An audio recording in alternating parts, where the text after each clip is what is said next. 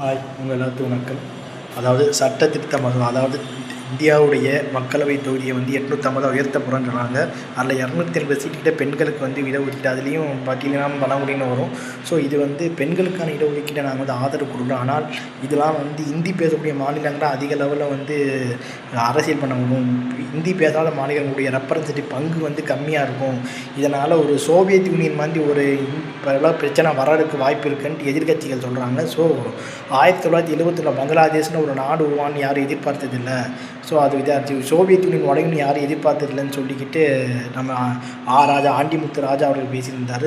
SG சூர்யாவுக்கு அவருக்கு ஒரு மிகப்பெரிய ஒரு இந்திய இறையாண்மைக்கு எதிராக நீங்கள் தமிழக எம்பிகள் பேசுகிறீங்க அவர் சொல்லி, நாங்கள் இந்தியாவை எப்போதும் மதிப்போம். கார்கில் வாரில் 99 நாங்கள் தான் அப்போ சிஎம் ஆன கலைஞர்கள் 100 கோடி கொடுத்தார். இந்தியாவிலே தமிழ்நாட்டில் அதிகமாக ஃபண்டு கொடுத்துருன்னு சொல்லி இவர் பேச. ஸோ 131 ஆர்டிகல் சொல்கிறாங்க. அதுபடி திருத்தம் செய்யப்பட்டு இந்தியாவுடைய பாராளுமன்றத்துக்கான ஒரு உறுப்பினர் எண்ணிக்கை 850 வரப்போகுது. ஸோ இதை எப்படி பார்க்கணும் சரியாக தெரியல. இது தென்னிந்திய மாநிலங்கள் தேவையே இல்லை. அதாவது அரசியல் அங்கே வட இந்தியா மாநிலமே போதும். தென்னிந்திய மாநிலங்களே தேவை. அரசியல் நிலைப்பாடு இன்னும் நமக்கு தேவையே அவங்க வட இந்திய கட்சிகள் நினைக்கணும்னு அவசியம் கிடையாது.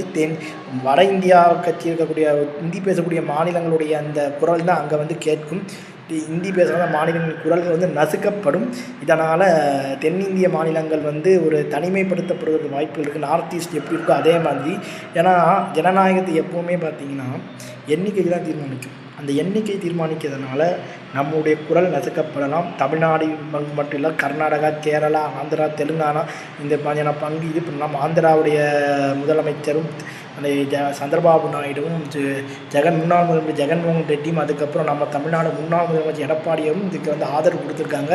இது சவுத் இந்தியாவோட ஸ்டாபர் சொல்கிறாங்க, முதுகில் குத்திட்டாங்க நீங்கள் சொல்கிறாங்க.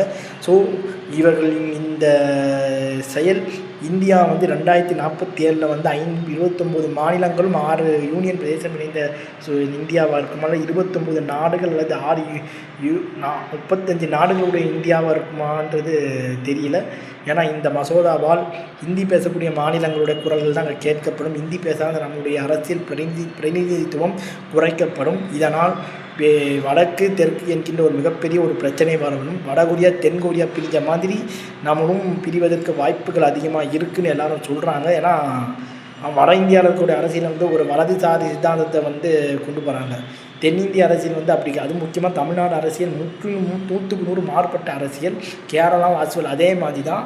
ஸோ இவங்களுடைய அரசியல் வட இந்திய அரசியலை அவங்க தென்னிந்தியா மாநிலங்களை திணிக்கப்பட்டால் நாடு பிளவுப்படும். அதாவது வீடு பட்டு அதை கூத்தாடி கொண்டாட்டம்னு சொல்லுவாங்க. ஸோ அது மாதிரியான பிளவுறதுக்கு வாய்ப்புகள் அதிகமாக இருக்குன்ட்டு பாராளுமன்றத்தில் இந்த தகவலை சொல்லியிருக்காங்க. ஸோ என்ன நடக்க போகுது? ராகுல் காந்தி அவர்களும் தமிழ்நாட்டின் பிரதிநிதித்துவம் குறைக்கப்படும் இதனால் சொல்லியிருக்காரு. தமிழ்நாடு மட்டும் இல்லை, கர்நாடகா கேரளா, ஆந்திரா, தெலுங்கானாவுடைய அரசியல் பங்கும் குறைக்கப்படும். தென்னிந்திய மாநிலத்துக்கு அவர் குரல் கொடுத்துருக்காரு. ஏன்னா இங்கே உள்ளவங்களாம் மதவெறி பிடிச்சி அலையிறவங்க கிடையாது, கொஞ்சம் மனிதத்துவத்தை பார்க்குறவன்ட்டு அவர் நினச்சி பேசியிருக்காரு போல். ஸோ ஹிந்தி பேசக்கூடிய மாநிலங்கள் தான் இங்கே இந்தியா வாழும். அவர்கள் தான் இந்தியர்கள். ஹிந்தி பேசாத தென்னிந்திய மாநிலத்தை சார்ந்த நம்மளாம் இந்தியர்கள் கிடையாது. நம்மெல்லாம் அவங்க ராசியில் வேறு மாதிரி சொல்லுவாங்க, அது நமக்கு தேவையில்லை.